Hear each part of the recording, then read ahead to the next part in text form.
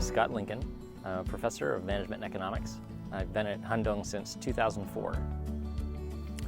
I have been living in Korea since the tail end of 1995. So I've lived all over Korea. Actually, I started in Jeju, and then I lived in Seoul, and then in Jeollabuk-do, Iksan, and Cheonju, then Daegu, and then finally I heard about Handong and I came here. So being a Christian, this was my kind of dream job to be teaching here. So I've been here since 2004 and have no plans to leave. Other Christian schools and Handong? So I think Handong is a much more sincerely Christian school. The faculty here are all strong believers, and that shows in the way they interact with the students. It shows in how they care for the students, and even faculty meetings. In other universities, a lot of faculty are kind of ambitious for their career and forwarding their future. For example, being a dean of a department is like a really attractive job in a lot of schools, and there are big fights in the departments about who gets to be dean. In our department, we have a big fight about who has to be dean. It's exactly the opposite. Nobody wants to do the job. So we argue about that a lot, and people are, no, I don't want to do it, I'm too busy. But finally somebody will say, okay, fine, I'll do it, I'll take one for the team, and stand up as a servant leader. A lot of team leaders really sacrifice themselves and their health and their time sometimes for the good of their team.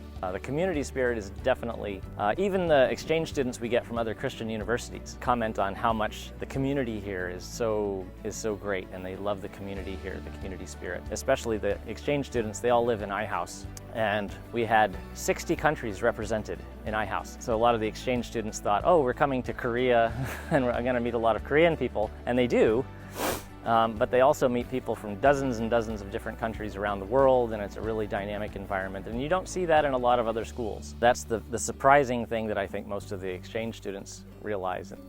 Sure, yeah, so my wife is Korean. Her name is Lee Sung-hee. She's a Cheonju Ishi. So my daughters are very impressed that they're, princesses of Korea. They come from a royal family. And my name is Lincoln, of course, and so famous president in America, so they feel like royalty. My children are Lee Soo-jin and Lee Soo-jung. I gave them their Korean names. I chose the Chinese characters. The honor code is a big thing about Handong to me. I'm the faculty advisor for the honor code committee. My daughter's Soo-jin means excellent truth, Beonal-su Cham-jin, and Soo-jung is Beonal-su Barul-jung. So excellent honesty. You're in a class of a professor who named their children excellent truth and excellent honesty. You don't want to cheat. It's a bad idea. So, yeah, they were born in Korea, lived their whole lives in Korea. So my youngest daughter, she's 13, and she was born here while we've been living here at Handong. She was kind of famous for running around hugging people. That was like her big thing. She was known as the deacon of the hugging ministry. So I like to say to her that, or to people, that she's the personification of the Handong spirit. That she just loves people and she likes to hug people.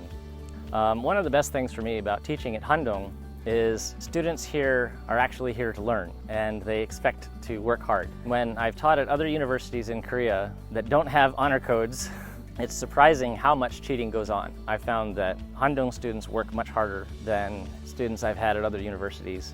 In general, there were good students at other universities too. To be someone who's teaching, to have people who really want to learn and who take that seriously, that's really enjoyable. My Korean level is top secret. My Korean level is somewhere between beginner and fluent. Online class, there are advantages and disadvantages. The upside is there's a bit more flexibility. Time-wise, sometimes online classes can be a little more flexible. So you may find you have a little more time on your hand. Use that time wisely. The Bible says the hours are evil. Certainly praying and studying the Bible more. A lot of spiritual leaders are saying this is a real time for reflection and to see where you are as a follower of Christ. A lot of pastors have lamented the fact that people don't have quiet time at all. They're always bombarded with media, and there is no quiet time where that still small voice can speak to your spirit, and that's a bad thing. So aside from classes, I would say take an e-Sabbath, away from media, away from technology. Okay, especially when you're using so much technology with all your classes, try to spend a day completely cut off from electronics and technology, and see how you feel after that, and take that kind of break and rest and meditation and inner reflection would be a good thing to do.